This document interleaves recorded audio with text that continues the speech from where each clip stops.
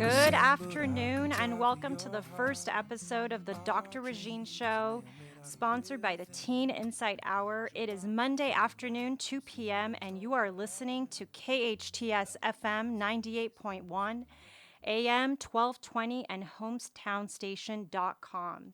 I am Dr. Regine, your host today, taking over the Teen Insight Hour. I am a psychologist, children's author, and mental health advocate in the Los Angeles area. Today, I have a very special guest, Robert Mack. He is an Ivy League educated positive psychology expert, celebrity happiness coach, and best-selling author of Love from the Inside Out and Happiness from the Inside Out. His work has been endorsed by Oprah, Vanessa Williams, and many more. We are so excited to have you. Welcome, Rob, to the show. I'm so excited to be here. Thank you so much. It's so great to connect. Yes, so we are so excited to have you on today to talk about all about self-love, how to help our teens to feel happier, just advice that you have for caregivers, especially in a really dire time right now where kids really need to hear and parents on how to support their teens.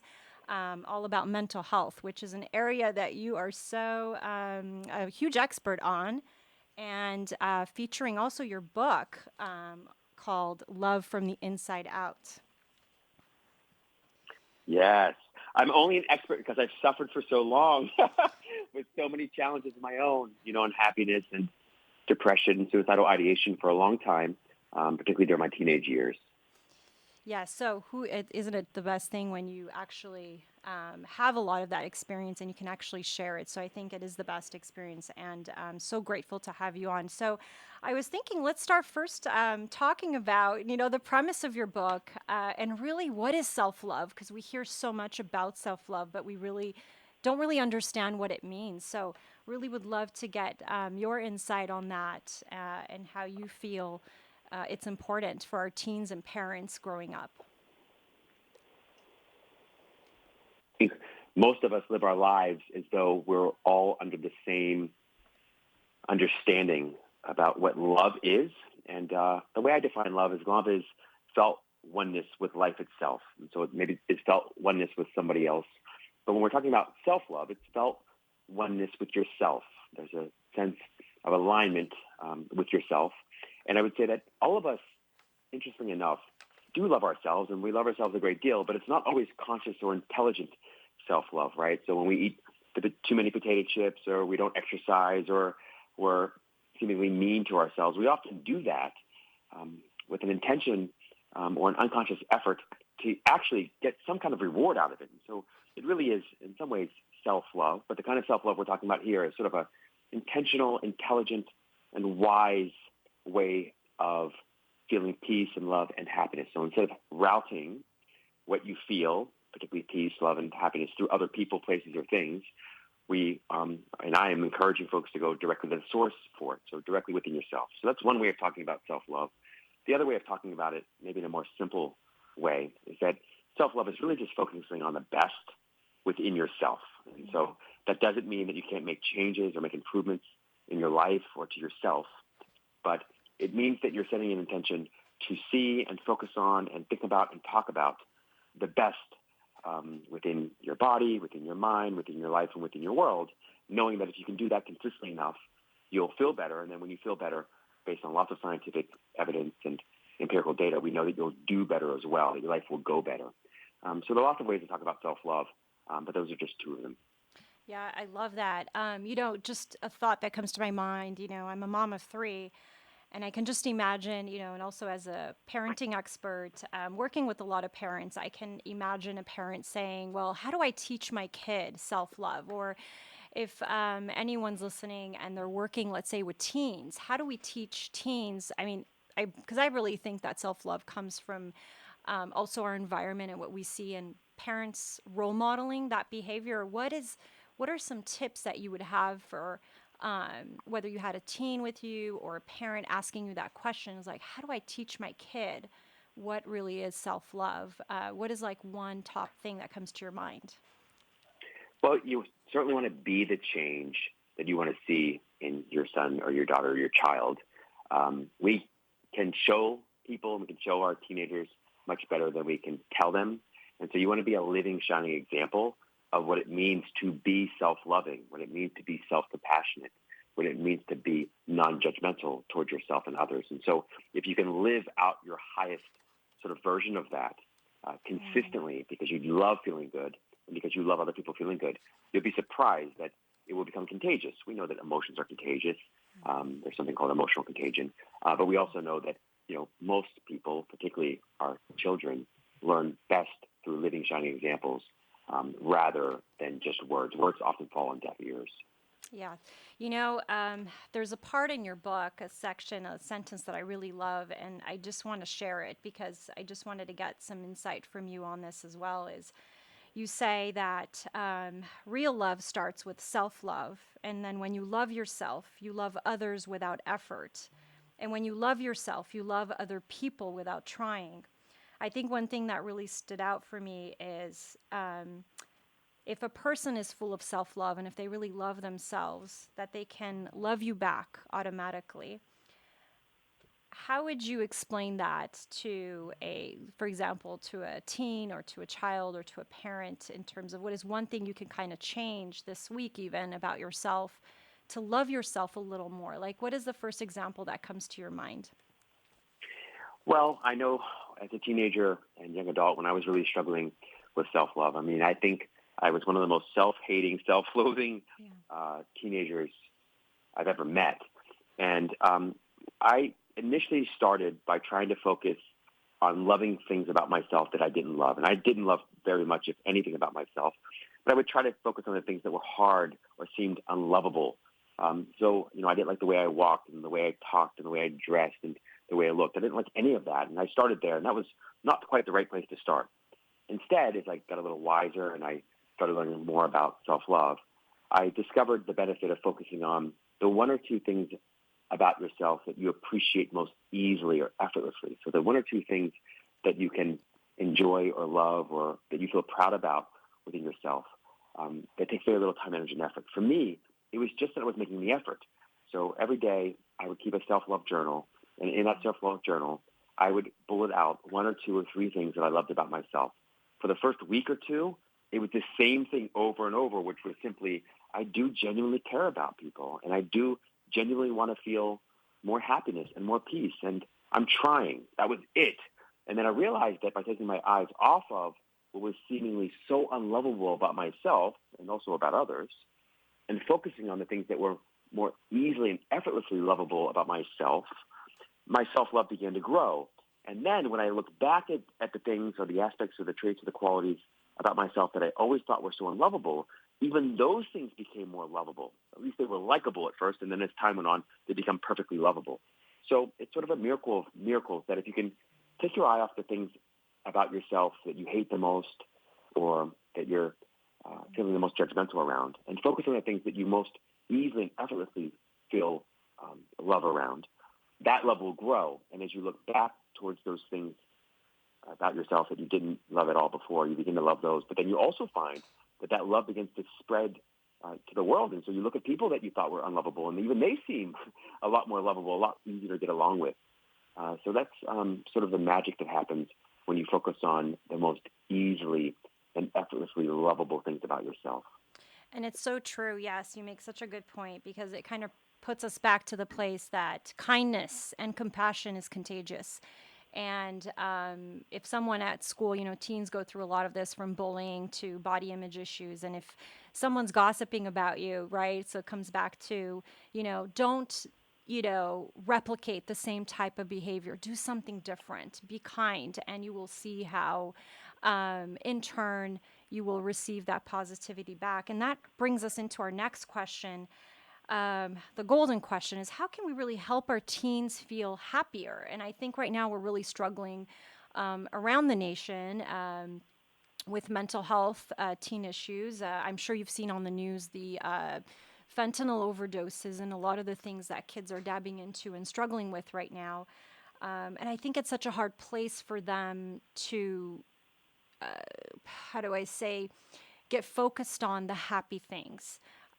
So what is it as an advice that you have also stemming from your book in terms of helping them feel happier? Yeah, great question. So again, I'll sort of reiterate what I said earlier because I think it's really important and profound. It's a great starting place, which is really to be the happiness yourself that you want to see within your child or within anybody in your life. It's easy to talk a hot game, but we really want to be able to walk our talk. We really want to be able to live that or our highest understanding out with respect to peace or love or self-love or happiness. And so that's number one.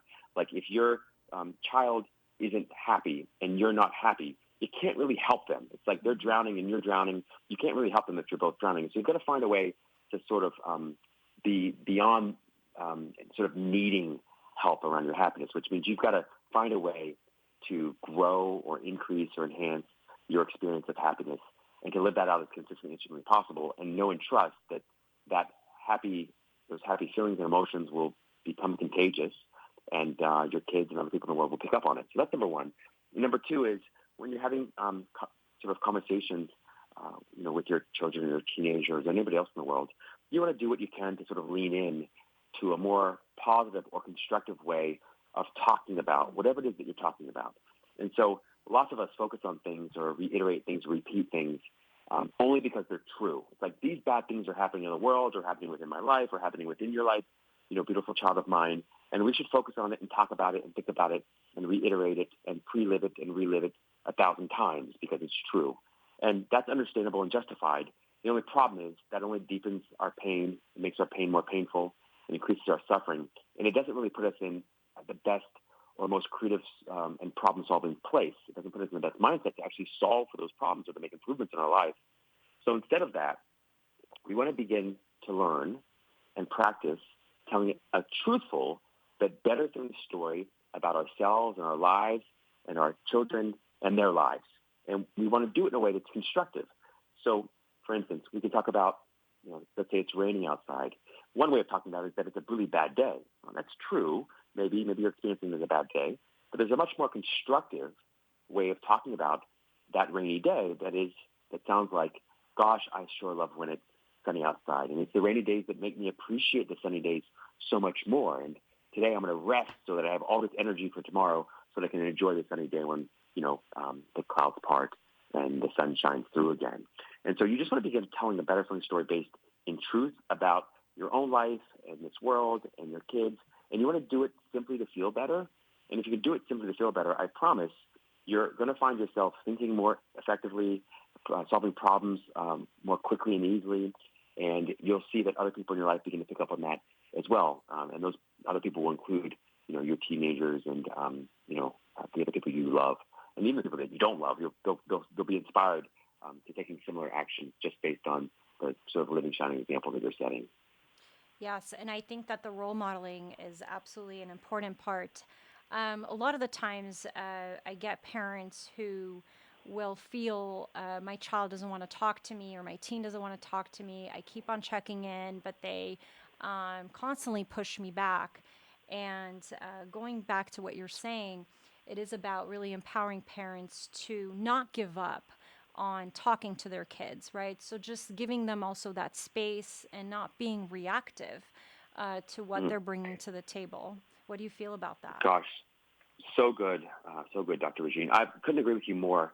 I would say the challenge and opportunity with, first of all, living and being a shining example of happiness or peace or of self-love, and the challenge and opportunity with telling a better feeling story based in truth about your life and the world and your teenager's life is that there's sort of an in-between sort of phase or sort of practice that you want to begin to lean into, which is simply just listening, right? Just listening in an active way where you're fully, deeply present, which means you're unitasking, not multitasking, where your mind is where your body is, right? So if and when really you go about your day at all, you want to try and unitask as much as possible. But particularly when you're in a conversation with your teenager, with a loved one, with anyone, you want to try to keep your mind where your body is. That's the way the actor Vince Vaughn describes being present.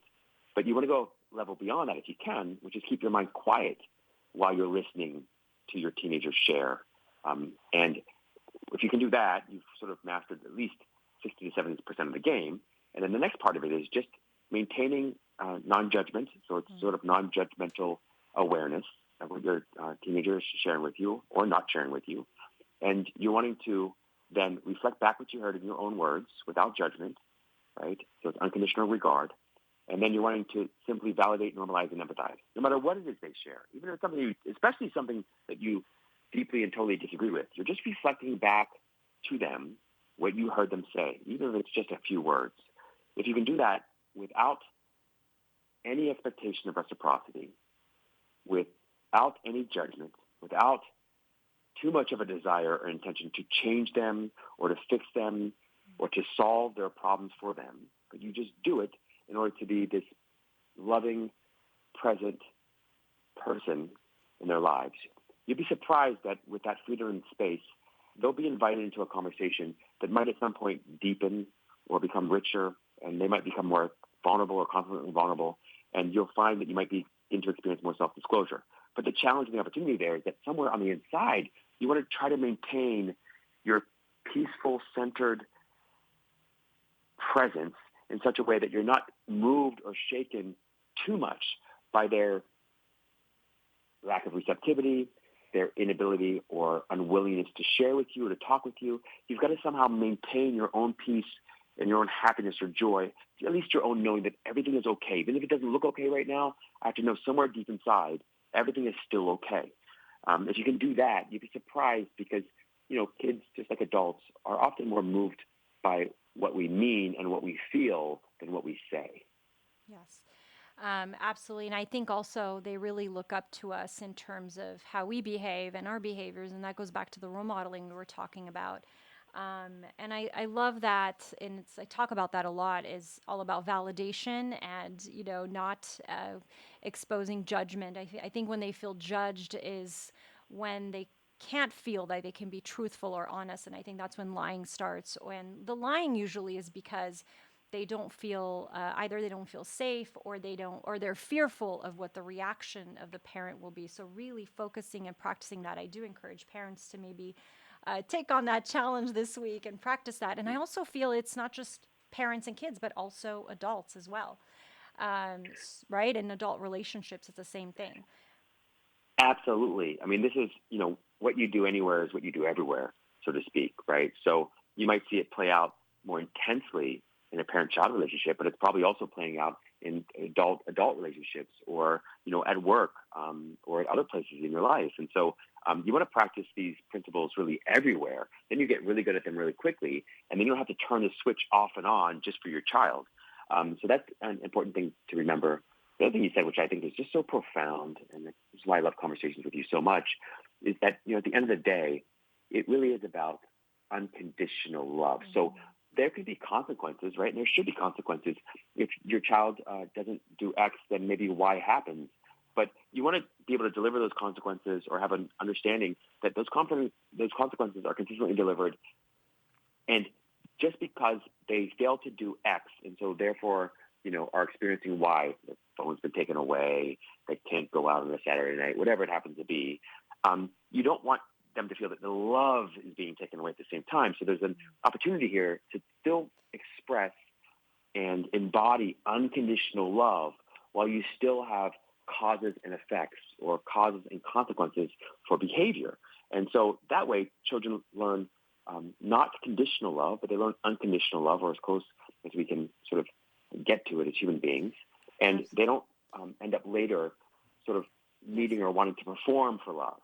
Sorry, Rob. A lot of us as adults. We have to go into a little break. Okay. So you are listening to KHTS FM 98.1 AM 1220 and hometownstation.com.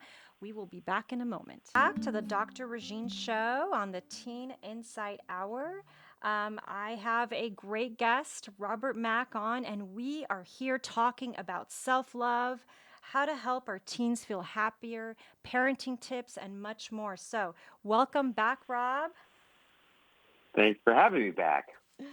So we were briefly discussing earlier the importance of just touching upon a lot of the things that teens are going through right now and parents struggling with their teens, anywhere from body image to bullying, and how that ties into the love component, I love what we talked about earlier. We were talking about unconditional love and the importance of self love, and parents needing to validate their kids, listening without judgment. We touch upon amazing things. Now I'm bridging body image, which is so big for boys and girls, and a lot of things that they're struggling with loving themselves. What are some kind of like tips and tools that you can recommend for parents also, or to support them in this process to help their teens? Yeah, I think a few things. I think one, sometimes it's great to have a conversation about why we even want to feel great about our bodies. It seems so obvious, everybody wants to feel great about their bodies, but the truth is, most of us want to be attractive to other people, right? And most of us also just want to feel good in general. So if you can kind of get clear on that and come to some kind of agreement around that, that ultimately we're all after happiness, or we're all after a feeling of confidence, or we're all wanting to feel attractive, then you have a lot more options available and at your disposal. So, for instance, then we can have a conversation where it's like, let's identify all of our happiness islands and happiness deserts, or our self-love islands and self-love deserts. And those islands, essentially, are just people, places, things, and activities that allow you to feel happy, or in this case, loved, or feel self-loved with very little time, energy, and effort. So you just identify those things. It's like maybe you feel most self-loving, or most lovable, or most loved when you're out in nature, when you're by yourself, when you're reading a book, when you're with certain friends. Identify those things, and we'll call those happiness islands or self-love islands.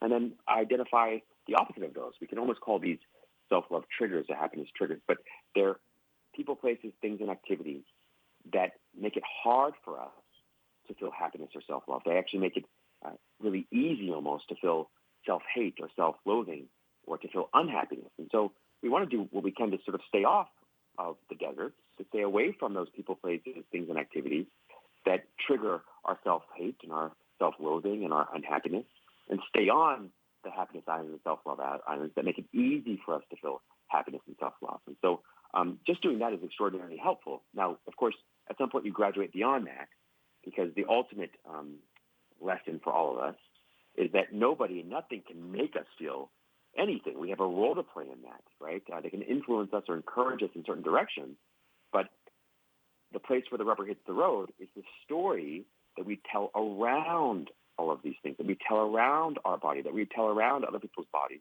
and that we tell around the world in our lives. And so we do a lot of meaning making and storytelling in our heads, but we're often unconscious of it. So there are sort of multiple steps to get there, but one of the best places to get there is clarifying what you're optimizing a positive self-body image for, and then identifying your happiness or self-love islands and deserts, and then going further than that and beginning to work on telling a truthful but better feeling story about your body, about your life in general.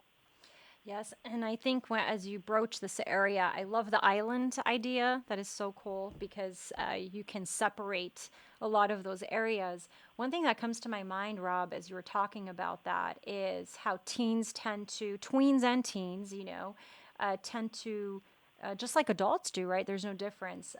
But I really believe that a lot of this trauma, or whatever a person is experiencing as an adult, has a child root. A lot of the times people will say that trauma in itself is, oh, you've something, negative has impacted your life, which is true, but it's usually a trigger that has occurred in your life that is a memory that is stuck on you like an imprint. I'm remembering the duckling imprints, and Mm. we each have our duckling imprints.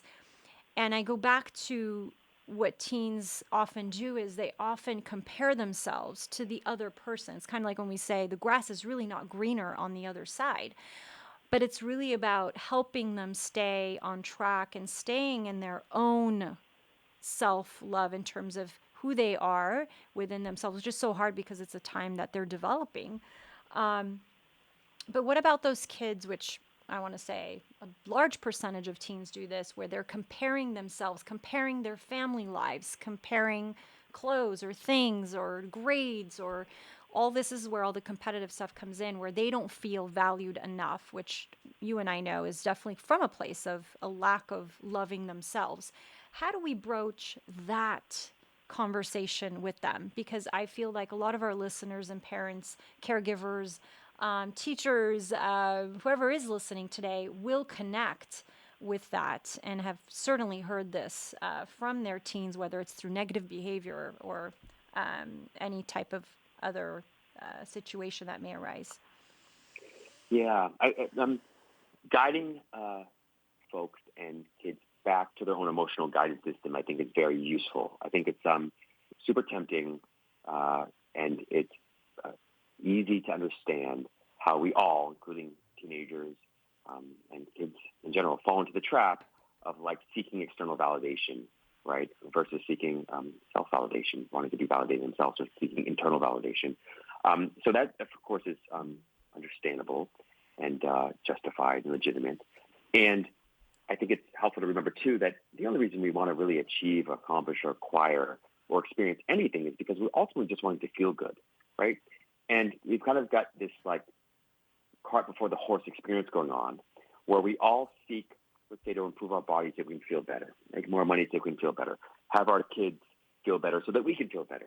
But if we could turn that around and help our kids turn that around so they could see that what they're really ultimately after is feeling better, and then if they could feel better, they'll find everything improving so much more easily, effortlessly, and enjoyably than they're accustomed to, right? So without all the effort and the time and energy that they're accustomed to investing and spending on improving themselves, they'll find they can spend on enjoying themselves, so to speak, and they'll find that improvements follow quickly and closely behind, right? So this is the value and power of positive psychology, for instance, right? It's a 20-year-old science that really focuses on the ways in which you can improve or enhance or deepen the happiness in your life or success in your life by focusing on happiness, right? So if you focus on happiness and enjoying your body, enjoying yourself, and focusing on the best within yourself and other people, interestingly enough, you start to not only feel better, but you, of course, you start to do better. Life starts to go better. And then you start making changes from a different place. You know, often we prioritize self-improvement over let's say, enjoyment. And that's understandable. As parents, we want our kids to do well. We want them to go out in the world and to succeed and to flourish. But most kids are extraordinarily stressed out and anxious and self-loathing, and so many of them are depressed and lonely. And when we continue to emphasize the importance, let's say, of results as opposed to focusing on the process of the journey, and we make it seem like the only way to get the results is to go through a whole lot of pain, we actually often demotivate our kids or disincentivize them, and we force them to take a long path, a long route to getting what they will ultimately want, which is just a feeling or experience of peace, love, and happiness. And so, you know, encouraging them, reminding them that ultimately what they're after is peace and love and happiness, and that there's an easier, lazier, smarter approach to getting not only the happiness but the success they want. That in of itself, I think, is extraordinarily powerful, conversation to have. Yeah, so really focusing on the positive affirmations. I do have these positive affirmations. I'm sure you've seen them, where it's just saying positive things about yourself, which is so helpful. You know, this reminds me of when we wake up in the morning and we say to ourselves, I'm going to have a bad day. Like it's raining outside. I'm just thinking Yeah. about that. We talked about that earlier. And if you say it's going to be a bad day, it is going to be a bad day because you've already put that out there. You've put that out there in your mind. However, if you really shift the mindset and say, you know, I'm not feeling too great today, but I am going to knock it out today. I'm going to have a great day today. So, one thing I really love is I call it the grateful jar. And having a jar, and this is so great for parents, to kind of help their teens and teach them this. Even as adults, it's really great to just put little sticky notes in there and write one good thing that you really love about yourself. It could be anything, or one thing you're just grateful for. It could be having food on the table, a roof over your head. It could be having that one friend who listens to you, because I think a lot of times teens tend to go into this spiral, into this space of nothing's great, everything is awful. It's like the all or nothing thinking. And they always think that most of the time that everything is going to be permanent, nothing will change. But we do know that things do change, from one day to the next. And so, really having them practice that. How do you like that as an exercise, and anything else like you feel we could add to that? I love it so much. I mean, and it has to be authentic, right? So when I was 16 or 17 years old, and then through my early 20s, I was depressed and I experienced suicidal ideation. I even had a suicidal experience. And part of the reason and the challenge, that I experienced during that period was that I felt like I had a really good life and I didn't have a whole lot to complain about objectively. But subjectively, on the inside, I felt horrible for it. So in other words, I felt I should be grateful, but no matter how hard I tried, I couldn't feel grateful for it. And then that just made my pain more painful. It just added guilt on top of my lack of gratitude. So I felt awful. So I realized in that experience that I had to start with authentic things. So sometimes we judge ourselves for what we express gratitude or appreciation around. So for instance, even though I had running water and I had a healthy functioning body, I wasn't genuinely grateful for either one. I had never really gone without water, and I had never had any other body but my own. And I saw all these other bodies out there in the world that seemed so much more beautiful or stronger or more athletic. And so I realized that starting there was not the answer for me. Instead, I could feel gratitude and appreciation for, like, sometimes a sunny day, for music, certainly for seeing a beautiful girl. When I was like 16 or 17, I always felt gratitude and appreciation for that.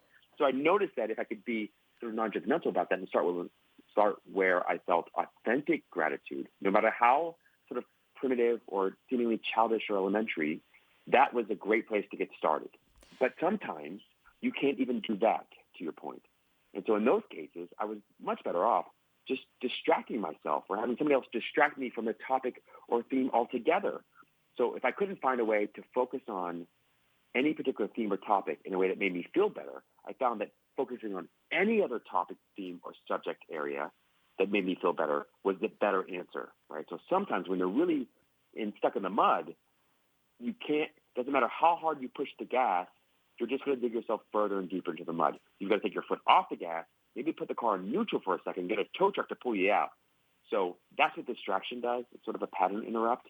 And when you're really struggling and you can't find anything to feel authentic gratitude around, you're better off distracting yourself from whatever it is that's making you feel bad and then returning to that subject or theme or topic later when your mood rises on its own. Yes, and I think those are all such amazing tips, Rob. I love that. Tell me, because as you were talking, I was thinking about if you'd love to share with us, what is an example for you of an authentic statement that maybe you went through or you told yourself when you were at that age that worked for you? Yeah. So this is going to sound super morbid, but it's where I was. So when I would think about the end of my life, I felt relief about that because, and I only realized this later, I saw that my problems would actually come to an end. I made the mistake of thinking it would come to an end with the end of my life, and I clearly see the ignorance of that. But I started with, wait, my problems won't last forever. That was where they won't last forever. Maybe I'll have different problems or bigger problems. So there was that. But then it grew from there, and then I was like, this is also interesting, which is that I think I have to have like this perfect body or be this perfect athlete or this perfect student or be like GQ good looking in order to, attract a really beautiful girlfriend or partner. And then I saw other people in the world that, weren't even as good looking as I was. And I thought I was horrible looking, and they weren't even doing as well in school as I was, or they weren't even as good athletes as I was. And they had really wonderful, brilliant, beautiful girlfriends or boyfriends or whatever. And so then I realized, wow, there's got to be something else going on here. What is it that makes it? And it was just confidence. I thought, wow, they're confident or they're really passionate about this one thing. And the more I started leaning into just, I guess, those kinds of thoughts, the kinds of thoughts that I wasn't used to thinking, but I only began thinking because I was focusing on trying to feel better, I realized that those thoughts and those stories would grow bigger and better and more blissful in lots of ways. And then it would sort of take on a life of their own. And then before long, I thought, well, I can be confident and I can focus on my charisma. That's something I can control. I might never be controlled of how tall I am or, necessarily how good looking I am. But if confidence matters more than anything else, or charisma matters more than anything else, or, being passionate and purpose driven is really attractive to someone, then maybe it doesn't matter if I have the perfect body or if I'm the greatest athlete. Maybe I can still have the life I want, and I just need to take a different path. So it was those kinds of thoughts that I began leaning into at first, which was like maybe it was downward comparison, one way to put it, but it was basically just looking for something to appreciate and something to love, no matter where I looked. Yes, gosh, thanks for sharing that. I think a lot of people will be able to connect to that. And I think you nailed it. It is definitely confidence, self confidence, and is such a big topic in itself. And really encouraging parents and teens to have kids, right? Or in their teens, or even their young adults, jot down what are the top three things that you love about yourself. Not the parent writing them down, but the kid writing them down. But guess what? I want to challenge parents to maybe write it down themselves, and they can do this as an exercise together. So I really love that you mentioned that. So what would be, we can, when we come back, we'll talk about further about this topic a little bit more, because I want to really hear your thoughts. But we do need to go into another break. This is KHTS FM 98.1 AM 1220 and hometownstation.com. See you in a bit. Welcome back to the Dr. Regine Show on the Teen Hour. I have a great guest, Robert Mack, and we are here talking about self love and how to help teens feel happier. We have talked about so many amazing topics, from how to boost your happiness, helping kids deal with increasing their self confidence. Rob, welcome back. Thanks for having me back. So, Rob, we were talking about some really important topics. We ended it last time with confidence. And really how to help teens feel more confident with their body, and really helping also parents with tools to help their teens boost that confidence and happiness, which was really around parents allowing kids to have control over their minds, having control over what they say, having control over their ideas, which helps them feel better. It does. I really believe that it also boosts confidence and happiness. On that note, I would really love to talk to you, since you are also a relationship expert, to really talk about teen conflict relationships. I think this is such also a big topic, and it wraps it really well with the whole topic around self love and happiness in general, because that does cause a great stress and is a seed for unhappiness in teens and how to deal with conflict, right? Because it's an all or nothing thinking. Um, just, maybe even from your own experience or what you've seen also with your coaching clients, what do you have to say about that? Yeah, a couple of things.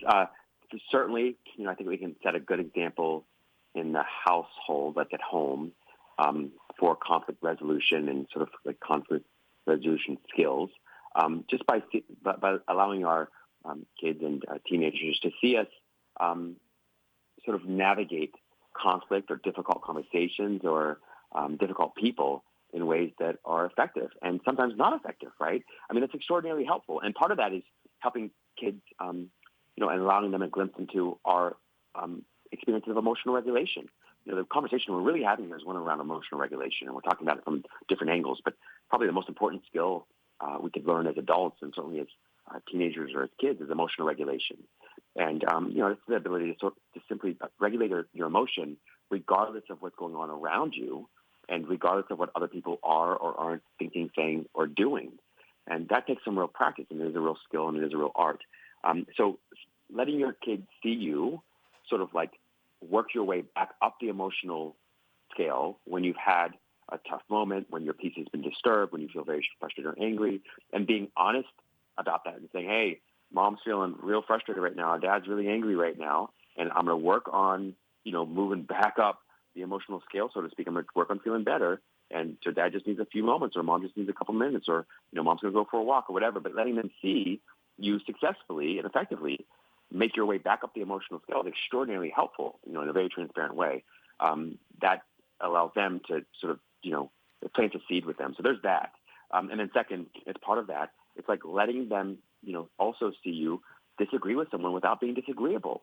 Like, we've, I think, lost often, it seems like a lost art form, this ability to disagree with someone without being disagreeable. It's like I can have really strong opinions. I can hold them very lightly. And I also don't need you to co-sign or approve of or believe in or agree with my opinions or beliefs in order for me to hold them.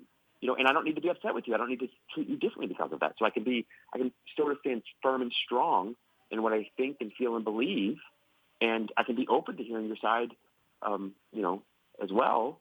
And I can have a very rich and open and honest and still loving conversation with you, and we can walk away and still be okay. So I think we can teach a lot of these things just by, the conversations we have with them directly when they're being difficult, right? By continuing to emotionally regulate ourselves, to remain cognitively agile, to reflect back what you heard in your own words without judgment, validate, normalize, empathize, confirm you understood, and then occasionally put a positive reframe on what they've said or what you've said. And then at some point, maybe agree to disagree, and then love the person anyway. So we can do that with our kids, we can do that with our partners or with our exes. It's not always easy, and you don't have to do it all the time.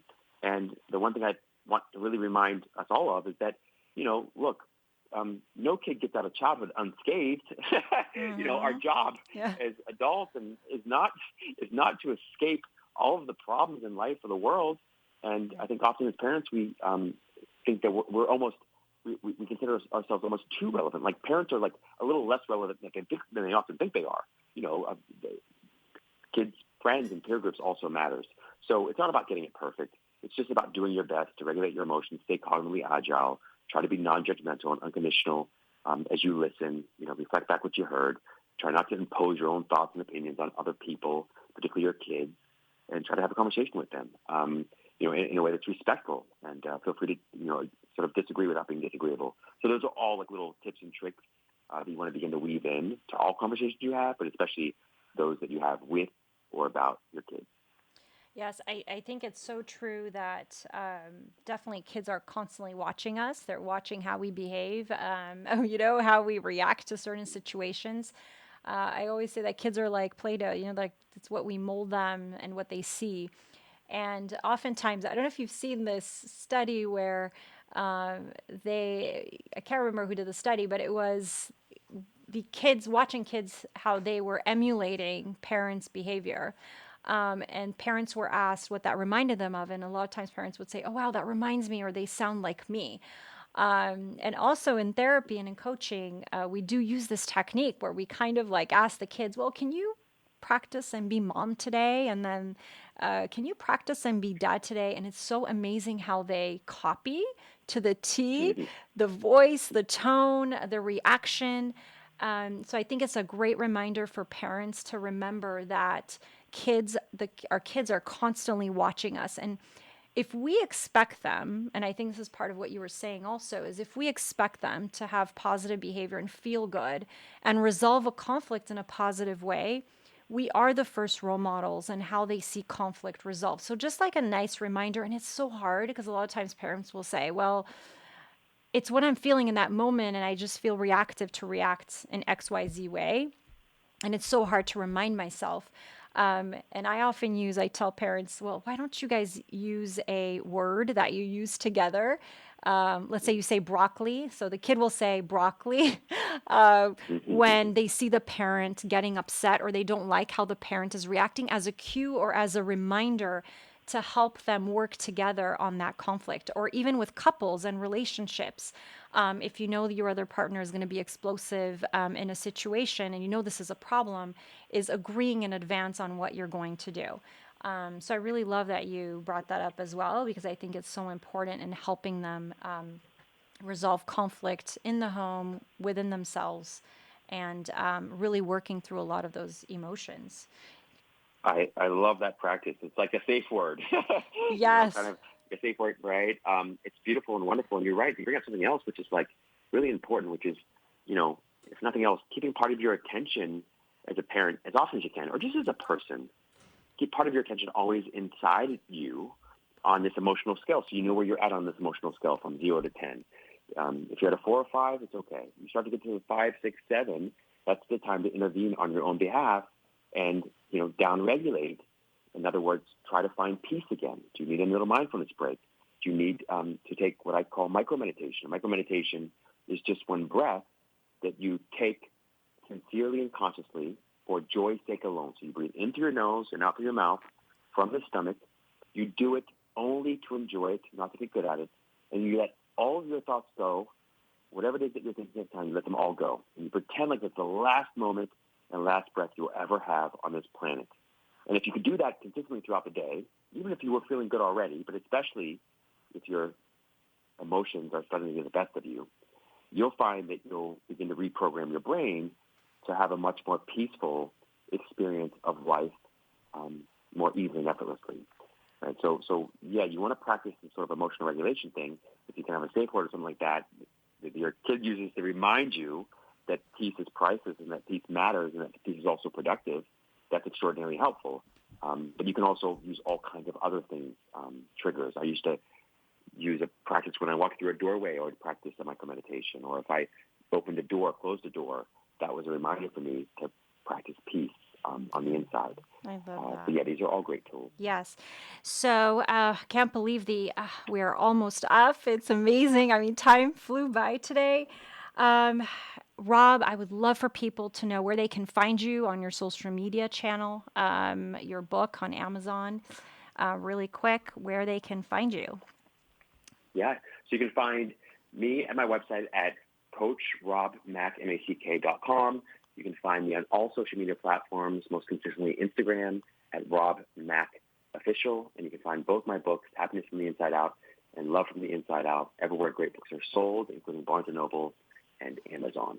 Awesome. Thank you so much, Rob. It was wonderful having you. Thank you to all our listeners for joining in today on the first episode of the Dr. Regine Show, sponsored by the Teen Insight Hour on KHTS FM 98.1, AM 1220, and hometownstation.com. See you next time.